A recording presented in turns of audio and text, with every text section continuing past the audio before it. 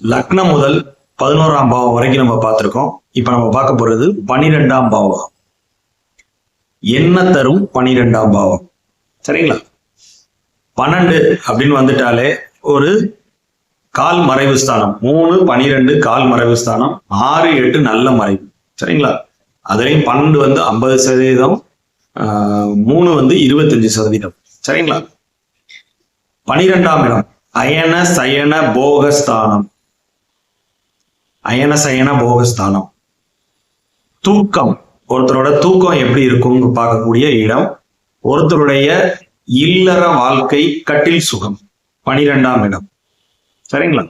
விரயம், கிரயம், நஷ்டம், பிரிவு, பரதேச வாசம், வெளிநாட்டு வாழ்க்கை.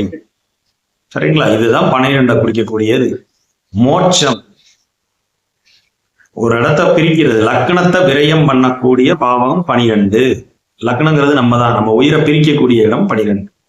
லக்னத்துல ஆரம்பிச்சு 12ஆம் பாவத்துல முடிவடையும் வாழ்க்கை. முடிவு த எண்ட் 12. சரிங்களா? உடல் உறுப்புல பாதத்தை குறிக்கக்கூடிய இடம். இதுதான் 12. ஒருத்தர் 12ஆம் இடம் கெட்டு போச்சு அப்படின்னா தூக்கம் இல்லாம ரொம்ப கஷ்டப்படுவாங்க.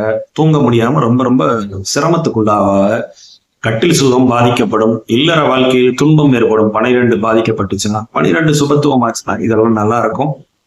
வெளிநாட்டு வாழ்க்கை, வெளிநாட்டிலே செட்டில் ஆகிறது. 12 சுபத்துவம் ஆகணும். பாவிகளால பங்கப்படாம இருக்கணும் அந்த இடம். சரிங்களா? மறைவு ஸ்தானமாவே இருந்தாலும் கூட 12 சில சின்ன சின்ன நல்ல விஷயங்கள் இருக்கின்றன. சரிங்களா? வெளிநாட்டு வாழ்க்கை, தூக்கம், இதெல்லாம் 12ல தானே இருக்கு. சோ அந்த இடம் கெடாம இருக்கணுமா இல்லையா?